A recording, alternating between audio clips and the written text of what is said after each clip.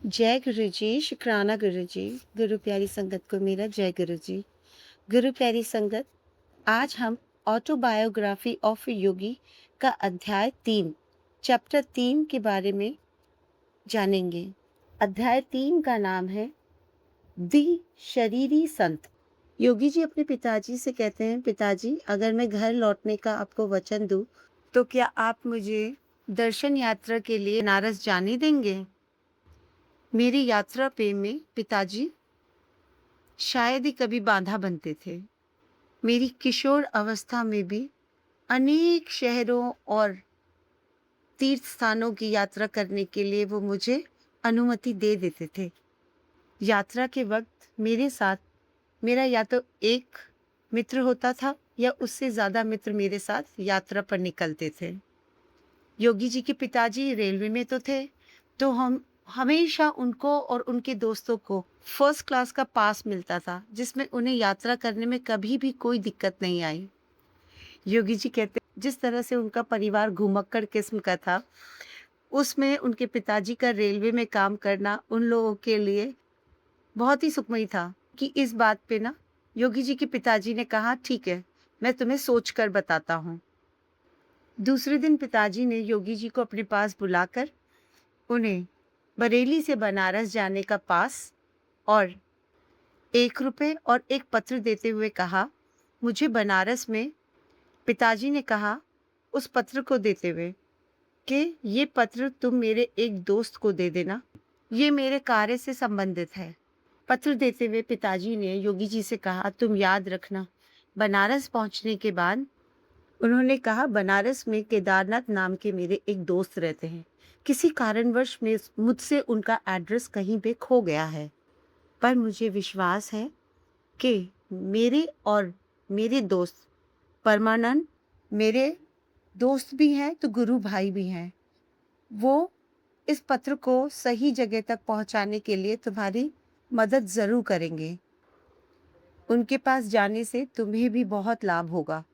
और दूसरा पत्र तुम्हारा परिचय उनको देगा। मतलब जो 2 पत्र दिए थे उनके पिताजी ने, एक तो जो उनके दोस्त खो गए हैं, जिनका पता खो गया था उनके एड्रेस पे पहुँचाने के लिए, और दूसरा पत्र दिया था अपने बेटे के हाथ में कि ये पत्र ले जाके उनको दोगे तो वो तुम्हें जान जाएँगे कि तुम कौन हो, तुम किसके पुत्र हो। दोनों पत्र उनके हाथ में देते हुए और 1-1 रुपए के कुछ नोट देते हुए पिताजी ने योगी जी से कहा, याद रखना, अब फिर से कभी घर से मत भाग जाना। इस बात को बहुत अच्छे से तुम समझ लेना। दोबारा अगर घर से भागे तो मैं तुमसे कभी बात नहीं करूँगा। फिर क्या था, 12 साल के योगी जी बड़े खुश-खुश अपनी यात्रा पे निकल पड़े। योगी जी बताते हैं, बरेली से बनारस तक की यात्रा ने और अनजाने लोगों से मिलने के बाद उनके अंदर जो उत्सुकता थी, वो उत्सुकता इतनी बढ़ा दी थी कि बस उनको ये यात्रा बहुत आनंदमयी लग रही थी। फिर क्या था, बनारस पहुंचते ही योगी जी सबसे पहले स्वामी जी के स्थान पर पहुंचे। स्वामी जी के सामने का द्वार खुला हुआ था। योगी जी उनके घर के 2nd फ्लोर पर जो एक हॉल बना हुआ था, वहां जाकर बैठ गए। उन्होंने देखा फर्श पर एक चौकी रखी हुई है। चौकी पर एक स्वामी जी आधे कपड़ों के अंदर योग साधना के अंदर ध्यान मग्न होकर बैठे थे। योगी जी की निगाह जब उनके चेहरे पे गई तो उनके चेहरे पे इतनी शांति नजर आ रही थी और छोटी छोटी सी हल्की सी मुस्कान उनके अधरों पर उन्हें दिखाई दे रही थी। योगी जी बताते हैं कि जिस तरह से मैं अचानक बिना किसी सूचना के उनके यहाँ गया था, उसके बावजूद भी उन्होंने बहुत प्यार से और इज्जत के साथ उनसे उनका आने का कारण पूछा। स्वामी जी बोले, बाबा आनंद, और इतनी मीठी आवाज में उन्होंने ये नाम लिया, जैसे किसी बच्चे ने उनके आने पे उनका स्वागत किया। बहुत ही प्यारी सी मुस्कान के साथ योगी जी ने घुटने टेक कर उनके चरण स्पर्श किए। योगी जी ने प्रणाम करते हुए पूछा, क्या आप ही योगी परमानंद जी हैं? परमानंद स्वामी जी ने हाँ में अपना सर हिलाया और बोले, क्या तुम भगवती के बेटे हो?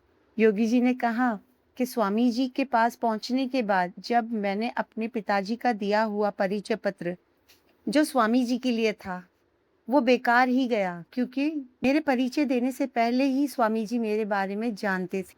योगी जी ने कहा कि मैं केदारनाथ बाबू के बारे में उनसे पूछता, इससे पहले ही स्वामी परमानंद जी ने बोला कि तुम चिंता मत करो, मैं केदारनाथ बाबू का एड्रेस जल्द से जल्द तुम्हारे लिए ढूंढ कर निकाल दूंगा।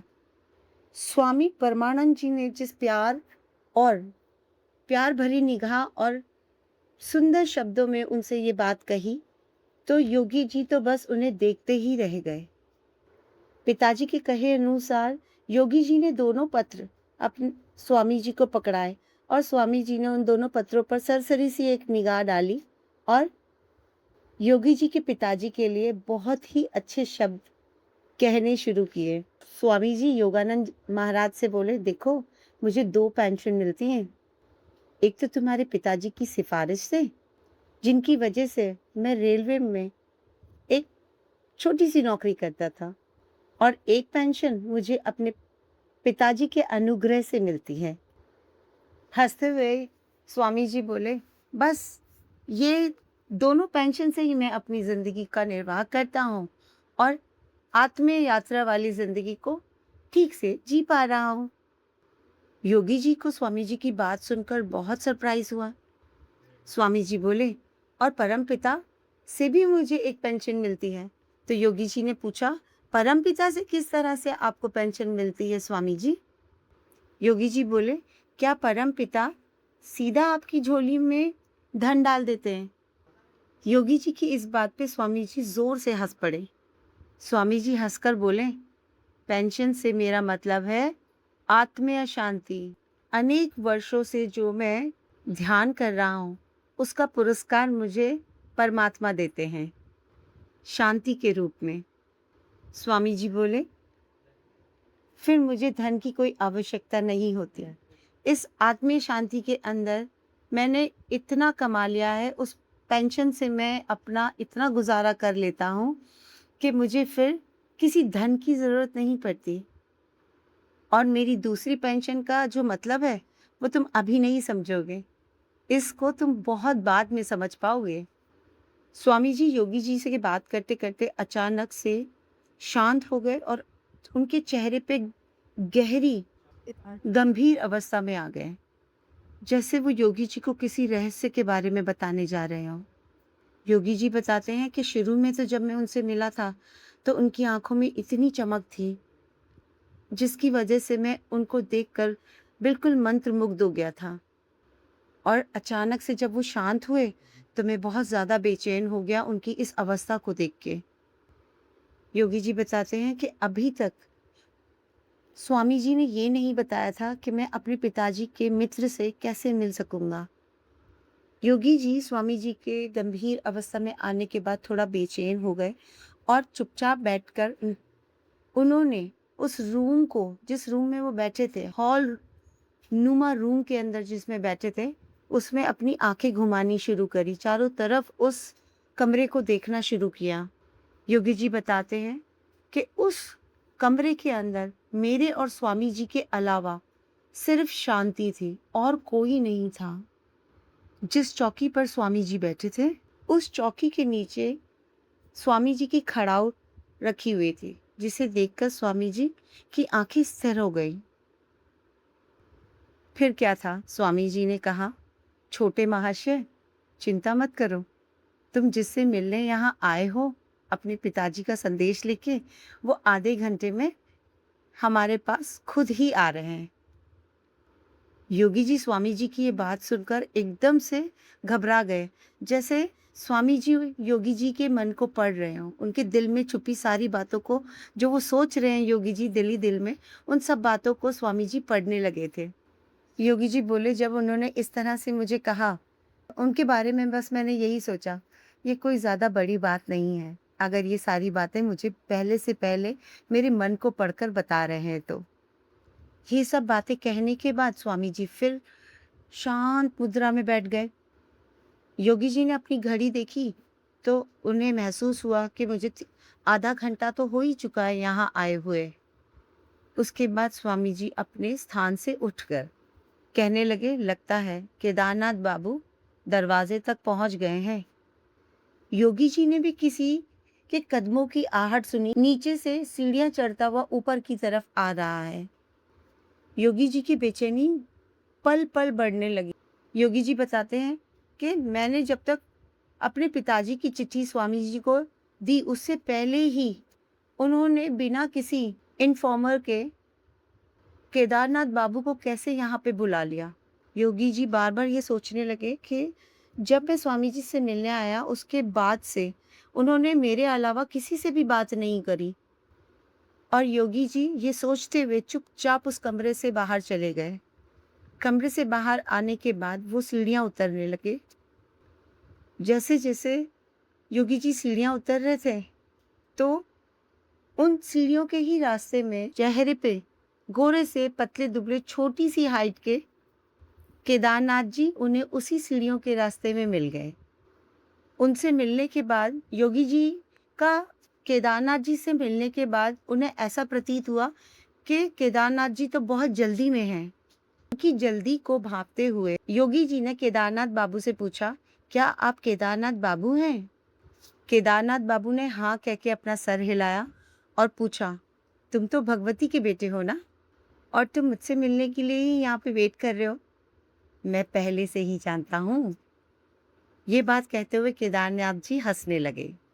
योगी जी ने केदारनाथ बाबू से पूछा, पर मेरे अंदर बहुत उत्सुकता है इस जानने की कि आप यहाँ कैसे आए? योगी जी ने केदारनाथ बाबू से कहा, पता नहीं क्यों मुझे सब कुछ बहुत रहस्यमय लग रहा है कि बिना इन्फॉर्मेशन के मेरे और स्वामी जी के अलावा तीसरा वहाँ कोई नहीं था और उन्होंने किसी से कुछ नहीं कहा। मैंने भी अपने पिताजी का जो पत्र लेकर आया था आपके लिए, वो पत्र उनको देने से पहले ही पता नहीं स्वामी जी कैसे सब कुछ भाप गए। और सबसे ज़्यादा तो व्याकुल मैं इस बात को लेकर हूँ कि आपको उन्होंने किस तरह से बुलाया, ये सूचना उन्होंने आप तक कैसे पहुँचाई? केदारनाथ बाबू बोले, 1 घंटे पहले ही मैंने गंगा स्नान पूरा किया ही था कि स्वामी परमानंद मेरे पास पहुँच गए। केदारनाथ जी खुद शॉक्ड होकर बोले कि मैं खुद भी नहीं समझ पा रहा था कि उनको कैसे पता चला कि 1 घंटे पहले मैं गंगा घाट पर था। मुझसे मिलने के बाद स्वामी जी बोले कि भगवती का बेटा मेरे घर में तुम्हारा इंतजार कर रहा है। स्वामी जी ने केदारनाथ बाबू से कहा, क्या तुम मेरे साथ चलोगे? केदारनाथ बाबू ने कहा, 5 मिनट रुकिए, मैं बस तैयार होकर आता हूँ। तैयार होकर निकलने के बाद दोनों जैसे स्वामी जी और केदारनाथ बाबू ने एक दूसरे का हाथ पकड़ा और बिना खड़ाऊ पहने स्वामी जी उनको अपने साथ लेकर चल पड़े। थोड़ी देर में केदारनाथ बाबू ने महसूस किया कि स्वामी जी तो उनके साथ है ही नहीं, वो तो कुछ दूरी पे उनसे आगे चल रहे हैं।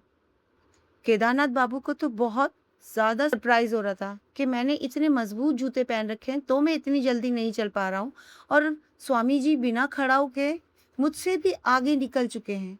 उसके बाद स्वामी जी ने पीछे मुड़कर केदारनाथ बाबू को देखा और उनसे पूछा, तुम्हें मेरे घर पहुँचने में कितना समय लगेगा? केदारनाथ बाबू बोले, लगभग मुझे आधा घंटा आपके घर पहुँचने में लग जाएगा। स्वामी जी बोले, फिर ठीक है, मुझे किसी काम से जाना है इसलिए मैं निकलता हूँ। भगवती का बेटा तुम्हारा इंतजार कर रहा है। केदारनाथ बाबू बोले कि उनकी ये बात सुनने के बाद मैं कुछ कहना ही चाह रहा था, इतने में वो स्वामी जी तेजी से वहां से निकल गए और भीड़ के अंदर पता नहीं कहाँ गायब हो गए। केदारनाथ बाबू ने योगी जी से कहा, मैं जितना तेज चल सकता था उतना तेज चलकर यहाँ पहुंचा हूँ। योगी जी बहुत ज़्यादा सरप्राइज हो गए केदारनाथ जी की बात सुनने के बाद और उन्होंने केदारनाथ बाबू से पूछा कि आप कितने समय से स्वामी जी को जानते हैं? केदारनाथ बाबू बोले, पिछले साल तो हमारी कुछ मुलाकातें हुई थी।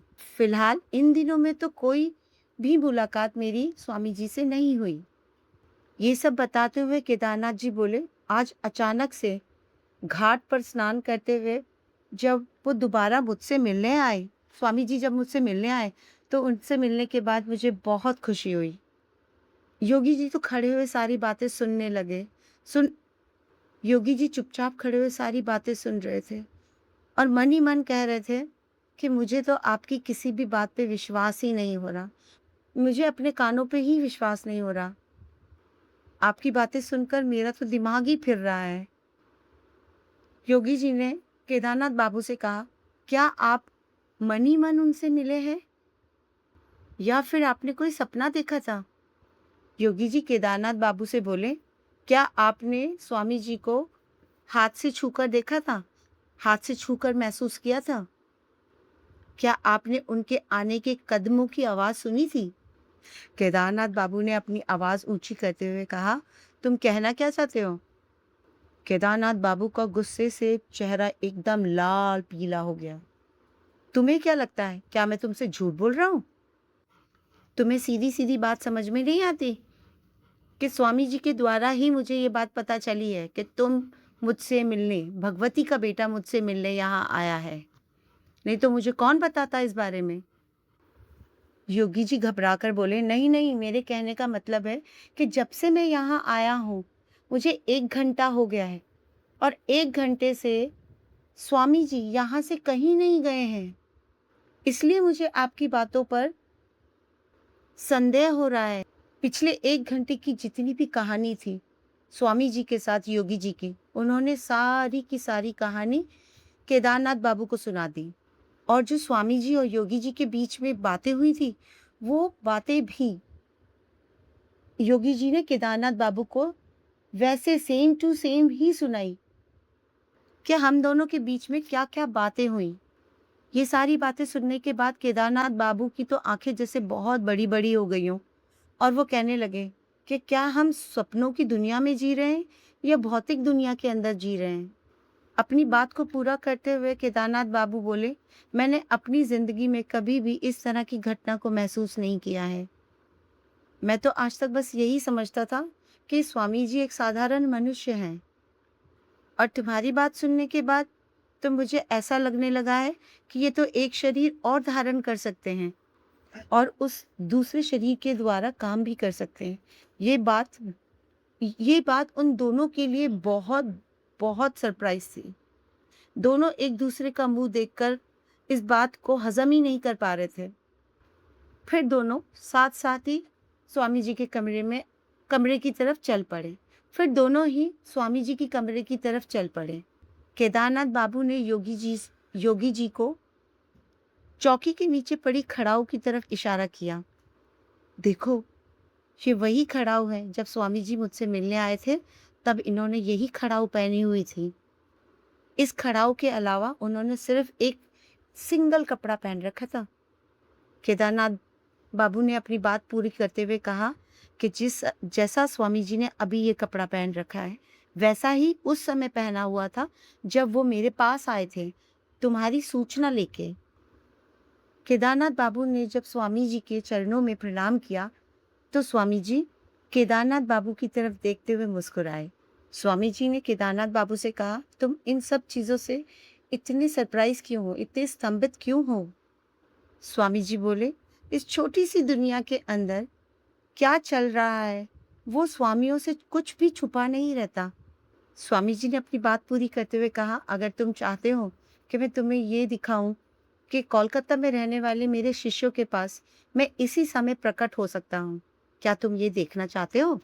और मैं ही नहीं, मेरे शिष्य भी इसी तरह से ये सारी बाधाएं तोड़कर तुम्हारे सामने उपस्थित हो सकते हैं। फिर क्या था? मेरे अंदर चल रही एक्साइटमेंट को लेकर योगी जी ने कहा, क्या आप मुझे अपने बारे में और कुछ बताएँगे? मेरे बहुत अनुरोध करने के बाद स्वामी जी ने मेरी बात को माना।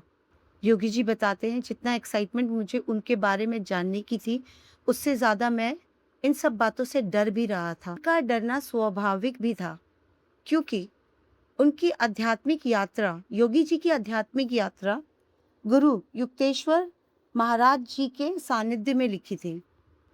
वो सोचने लगे कि मैं अभी अपने गुरु युक्तेश्वर महाराज जी से मिला भी नहीं हूँ। उससे पहले मैं स्वामी परमानंद जी से मिलकर इतना सरप्राइज़ हो रहा हूँ, कहीं मैं इन्हें ही अपना गुरु ना मान लूँ। योगी जी बताते हैं कि स्वामी परमानंद के अंदर ही वो अपने गुरु युक्तेश्वर जी को देखने लगे थे। उनको ये लग रहा था स्वामी परमानंद जी हैं या मेरे गुरु युक्तेश्वर महाराज जी हैं, जिनसे आगे चल के मुझे दीक्षा लेनी है। अभी योगी जी ये सारी बातें मन ही मन में सोच ही रहे थे कि स्वामी जी ने अपनी निगाह उठाकर उन्हें बहुत ही अजीब-सी निगाहों से देखा और स्वामी जी महाराज ने फिर अपने गुरु के बारे में योगी जी को सारी कहानी सुनानी शुरू करी और जो हलचल योगी जी के मन में चल रही थी, वो हलचल धीरे-धीरे शांत होने लगी। स्वामी जी की बात सुनने के बाद, वो कहानियाँ सुनने के बाद शांत होने लगी। स्वामी जी ने अपनी कहानियों को पूरा करते हुए आगे कहा कि जितने भी स्वामियों को मैं जानता हूँ, जितने भी योगियों को मैं जानता हूँ, उन सब में सबसे ऊपर, सबसे ऊँचे लाहिड़ी महाराज थे। इंसानी रूप में उनके अंदर साक्षात भगवान था। तब योगी जी ने सोचा, जब गुरु लाहिड़ी महाराज इतने बड़े स्वामी हैं, तो उनके शिष्य के लिए तो बहुत छोटी-सी बात है दूसरे शरीर में अपने आप को कहीं भी उपस्थित कर देना। कहने का मतलब है कि जब गुरु ही अपने आप को कहीं भी उपस्थित कर सकते हैं, तो उनके शिष्य के लिए तो ये बात बहुत छोटी है। वो भी अपने जिस गुरु के सानिध्य में बड़े हुए हैं, उसी गुरु की दीक्षा से, उनके दिखाए रास्तों से, वो भी वो सब कर सकते हैं, जो गुरु ने उन्हें दीक्षा में दिया है, जो गुरु ने उनके आत्मिक और आध्यात्मिक दोनों रास्ते पे चलते हुए उन्हें सिखाया है। स्वामी जी ने योगी जी से कहा, तुम्हें पता नहीं है अभी कि गुरुओं की सहायता एक शिष्य के लिए कितनी अनमोल होती है। अब मैं तुम्हें आगे सुनाता हूँ। स्वामी जी ने बताया, मैं एक दिन गुरुदेव के साथ उनके एक शिष्य के पास गया। गुरुजी मुझे नित्यानंद के साथ 8 घंटे योग साधना में रखते थे। स्वामी जी ने बताया कि रात में वो ध्यान करते थे और दिन में वो दोनों रेलवे के अंदर काम करते थे, जॉब करते थे। स्वामी जी ने बताया, पर मैं वहाँ पे क्लर्क की नौकरी करता था, पर दिन भर काम की वजह से मैं योग साधना ही नहीं कर पाता था, ईश्वर को याद ही नहीं कर पाता था। इस वजह से मैंने अपनी वो नौकरी छोड़ दी। स्वामी जी बोले, जैसे-तैसे करके मैंने सिर्फ़ 8 साल वो नौकरी करी, जिसके कार्यकाल में मैं रात में 8 घंटे बैठकर योग साधना कर पाता था और वो साधना करने के बाद उसके अद्भुत परिणाम मुझे मिलते थे। वो योग साधना मेरे लिए इतनी दुनिया के सारे कार्यों से ऊपर बन गई थी। ध्यान करने से मेरी आध्यात्मिक ज़िंदगी के अंदर जैसे बहुत बड़ा प्रकाश फैलता हो, मुझे ऐसा प्रतीत होता था। पर कहीं न कहीं उस नौकरी और मेरी योग साधना के बीच में ना एक पर्दा-सा बन गया था। स्वामी जी बताते हैं, 8 घंटे की तपस्या करने के बाद भी उन्हें कहीं न कहीं ऐसा लगता था कि मैं अपनी आध्यात्मिक और आत्मिक दोनों ज़िंदगियों से बहुत दूर हूँ। अभी तो मुझे बहुत कुछ पाना है, जिसके लिए मेरे पास समय ही नहीं होता। स्वामी जी अब बातों को पूरा करते हुए आगे बताते हैं कि एक दिन शाम के समय मैं लहिड़ी महाराज के पास गया और अपनी नौकरी को छोड़ने के लिए उनसे आग्रह करते रहे। पर लहिड़ी महाराज ने उनकी कोई बात नहीं सुनी। वो बताते हैं, शाम से लेकर रात हो गई उनको मनाते हुए कि मैं ये नौकरी छोड़कर आध्यात्मिक जीवन में आगे बढ़ना चाहता हूँ। पर लहिड़ी महाराज कुछ सुनने को ही तैयार नहीं थे। स्वामी जी गिड़गिड़ा कर कहने लगे कि महाराज, आप कृपया करके मेरी बात को समझने की कोशिश कीजिए, और कहते हुए रोने लगे कि मैं इस दुनिया में नौकरी करने के लिए नहीं आया हूँ। मुझे भगवान की तलाश करनी है। मुझे भगवान को देखना है। मुझे उस प्रकाश को देखना है। कृपया करके आप मुझे अनुमति दीजिए कि मैं इस नौकरी को बीच में ही छोड़ सकूं। मेरी आध्यात्मिक यात्रा को पूरा करने के लिए सिर्फ आप ही मेरी मदद कर सकते हैं। तब लहिड़ी महाराज जी ने स्वामी जी से कहा, इसमें मैं तुम्हारी कोई भी सहायता नहीं कर सकता। तुम्हें अगर भगवान को पाना है, तो गहन मुद्रा के अंदर तुम्हें बैठकर और ध्यान लगाना होगा, तभी तुम उन्हें पा सकते हो। सांसारिक चीज़ों के साथ चलते हुए, सांसारिक जीवन के साथ चलते हुए। तब स्वामी जी रो रो कर लहड़ी महाराज जी से कहने लगे कि प्रभु, आप क्यों नहीं समझ रहे हैं कि मुझे आपके सानिध्य में ही रहकर भगवान को पाना है। आपके अंदर मैं भगवान को देखता हूँ। तो जब तक मैं आपके सानिध्य में रहकर योग साधना से नहीं जुड़ूंगा, तब तक मैं आपके अंदर जो भगवान है उनको नहीं पा सकता। और आप ही वो एक अकेला साधन है जिनके ज़रिए मैं भगवान को पा सकता हूँ, क्योंकि मेरी आँखें आपके अंदर भगवान ढूँढती हैं। आप कृपया करके मुझे आशीर्वाद दीजिए कि मैं आपके स्वरूप में ही भगवान को पा सकूँ। फिर क्या था, लाहिड़ी महाराज ने अपना हाथ आशीर्वाद के रूप में उठाया और कहा, परमानंद, अब तुम जाकर ध्यान करो। लाहिड़ी महाराज बोले कि मैंने तुम्हारे लिए ब्रह्म से प्रार्थना कर दी है। स्वामी परमानंद बताते हैं, लाहिड़ी महाराज की इन बातों को सुनने के बाद, उनके इस आशीर्वाद को लेकर जब मैं वहाँ से निकला, वो मेरी ज़िंदगी का सबसे ज़्यादा खुशनुमा पल था कि जब मुझे गुरुजी ने आशीर्वाद दे दिया था। स्वामी परमानंद जी बताते हैं कि उस रात, पूरी रात वो सो नहीं पाए। बस उनके अंदर ये खुशी थी कि अब मुझे महाराज का आशीर्वाद मिल गया है भगवान को पाने के लिए। अब मैं अपनी योग साधना और आध्यात्मिक यात्रा से भगवान को पा लूँगा। स्वामी परमानंद जी बोले, इसी की वजह से आज तक मुझे वो पेंशन मिल रही है, आत्मिक पेंशन मिल रही है। स्वामी परमानंद जी बताते हैं, उस दिन के बाद से मुझे दुनिया की किसी भी मोह माया ने अपनी तरफ आकर्षित नहीं किया। उसके बाद सिर्फ और सिर्फ मैं अपनी आत्मिक यात्रा पे आगे बढ़ता रहा और भगवान को दिन प्रतिदिन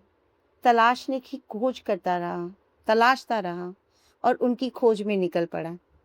अपनी ये सारी बातें बताते हुए स्वामी परमानंद जी का जो चेहरा था वो बहुत ही ज़्यादा चमक रहा था। उनके चेहरे पे बहुत ही ज़्यादा तेज था, जिसे हम आज के ज़माने में कहते हैं ना कि किसी के चेहरे का ऑरा कितना अच्छा है। तो उसी ऑरा के साथ उनका चेहरा दमक रहा था।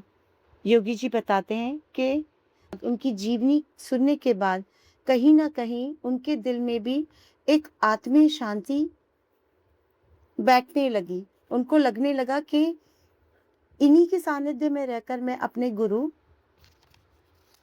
युक्तेश्वर जी को पा सकता हूँ। और मेरे अंदर जो डर था, वो सारा डर, उनकी सारी कहानी, उनकी जीवनी सुनने के बाद मेरे अंदर से खत्म हो गया। योगी जी बताते हैं, फिर स्वामी जी ने उनको अपने जीवन काल की एक गुप्त बात बताई। स्वामी जी बताते हैं, योग साधना के कुछ महीनों बाद मैं लाहिड़ी महाराज से फिर मिलने गया। स्वामी जी अपनी उस जीवन काल में इतने आनंदित थे कि उसके लिए आनंद प्रकट करने के लिए वो लाहिड़ी महाराज के पास गए थे। कि लाहिड़ी महाराज को वो कहना चाहते थे कि महाराज, अगर आप मेरी ज़िंदगी में ना होते और उस दिन मुझे उस नौकरी को छोड़ने के लिए अनुमति नहीं देते और मैं ये योग साधना नहीं करता, तो अपने आत्मीय जीवन को मैं कभी भी नहीं पा सकता था। तो वो उन्हें धन्यवाद देने गए थे। स्वामी जी ने फिर एक बात और छेड़ी, दया निधान गुरुदेव, कि वो अपने आप को किस तरह से तैयार कर रहे थे ये बात कहने के लिए लाहिड़ी महाराज के सामने कि आप मुझे इस दुनियावी नौकरी से रिटायरमेंट दिलवा दीजिए, मुझे आत्मीय जीवन के लिए आशीर्वाद दे दीजिए। कहीं न कहीं ये बात कहने से पहले उन्होंने अपने मन को बहुत मजबूत किया था। लाहिड़ी महाराज से अपनी दिल की बात कहने के बाद लाहिड़ी महाराज ने कहा कि ठीक है, रिटायरमेंट के लिए एप्लीकेशन दो और अपनी पेंशन के लिए भी उसी के साथ एप्लीकेशन ज़रूर दे देना। तो स्वामी जी ने लाहिड़ी महाराज से कहा कि महाराज, मेरी नौकरी को अभी ज़्यादा साल नहीं हुए, सिर्फ 8 साल ही हुए। क्या मैं उनसे अपनी पेंशन के लिए कहूँगा तो उन्हें ठीक लगेगा? और मेरी नौकरी छोड़ने का कारण भी क्या बताऊंगा अपने अधिकारियों को। तब लहड़ी महाराज ने कहा, जो मन में आए वो बता दो। लहड़ी महाराज की ये बात सुनने के बाद मैंने अपना रेजिग्नेशन भी दे दिया और पेंशन के लिए भी एप्लीकेशन दे दी। वहाँ के अधिकारियों ने और डॉक्टर ने समय से पहले रिटायरमेंट लेने का कारण पूछा। स्वामी जी ने डॉक्टर और अधिकारी को कहा कि जब मैं बैठकर काम करता हूँ तो मेरी रीढ़ की हड्डी में बहुत तेज दर्द होता है और वो दर्द मेरे पूरे शरीर में फैल जाता है, जिसके कारण मैं अपना काम पूरा नहीं कर पाता। उनकी ये बात सुनने के बाद डॉक्टर ने और उनके अधिकारी ने उनके पक्ष में एक एप्लीकेशन बहुत ही अच्छे से लिखकर आगे भेज दी कि बिना किसी विघ्न के इनको पेंशन टाइम पर मिलने लग जाए। और हुआ भी ऐसा ही कि समय रहते स्वामी जी को पेंशन टाइम पर मिलने लगी। स्वामी जी हंसकर कहते हैं योगी जी को कि मुझे सब पता है कि तुम्हारे पिताजी भगवती और वो डॉक्टर ने जो मेरे लिए एप्लीकेशन लिखकर आगे दी थी, मेरे रिटायरमेंट को लेकर और मेरी पेंशन को लेकर, वो सब लहड़ी महाराज के सानिध्य में ही हो रही थी। वो सारा कार्य लहड़ी महाराज ही उन दोनों से करवा रहे थे, जैसे कि लहड़ी महाराज ने उन्हें आदेश दिया हो और उन दोनों ने अच्छे शिष्य के भांति देश का पालन किया और मुझे अखंड ईश्वर की खोज के लिए वहां से छुट्टी मिल गई, हमेशा हमेशा के लिए। स्वामी जी कहते हैं, सुनने में तो ये बहुत असाधारण सी कहानी लगती है, पर ये सब मेरे साथ हुआ है। और ये कहने के बाद स्वामी परमानंद थोड़ी देर के लिए फिर मौन हो गए। उसके बाद योगी जी ने स्वामी जी के चरण स्पर्श करके वहां से जाने की अनुमति मांगी। तब स्वामी जी ने योगी जी को आशीर्वाद दिया।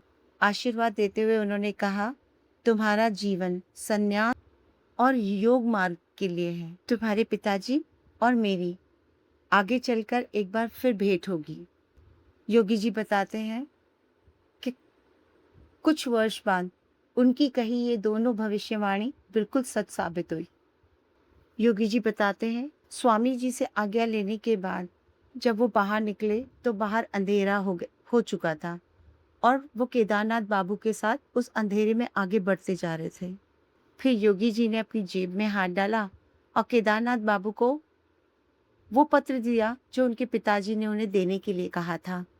केदारनाथ बाबू ने वो पत्र पाकर स्ट्रीट लाइट के नीचे खड़े होकर उस पत्र को पढ़ना शुरू किया। उस पत्र को पढ़ते हुए केदारनाथ जी ने बोला कि तुम्हारे पिताजी ने इस पत्र में ना मुझे रेलवे के अंदर एक अच्छे अधिकारी की पोस्ट पर जॉब करने के लिए ऑफर दिया है। और हंसते हुए केदारनाथ बाबू ने कहा कि काश उस समय मेरी भी रेलवे में नौकरी लगती जिस समय परमानंद महाराज जी थे, तो आज मेरी जिंदगी भी कितनी खुशनुमा होती जब मुझे पेंशन मिल रही होती। केदारनाथ जी ने अपनी बात को पूरे करते हुए कहा, पर अब ये मुमकिन नहीं है क्योंकि मैं अब बनारस छोड़कर नहीं जा सकता और मुझे इस बात पे बहुत खेद है। एक शरीर में दो आत्माओं को पाने का समय अभी मेरा नहीं आया है। इस बात को कहते हुए वो थोड़ा से गंभीर हो गए। गुरु प्यारी संगत, आज का अध्याय 3 दी शरीरी संत यहीं पे समाप्त होता है। गुरु प्यारी संगत, माफ कीजिएगा, पिछले 2 दिन मैं आपको ऑटोबायोग्राफी ऑफ योगी नहीं सुना पाई। कारण आप सबको पता है, उसके लिए मैं आप सबसे माफ़ी चाहते हैं। अभी भी अस्पताल में रहते हुए मैं आपके साथ इस अध्याय को पूरा करके आप तक पहुंचाने की कोशिश कर रही हूँ। मेरी इस छोटी सी कोशिश को सफल कीजिएगा।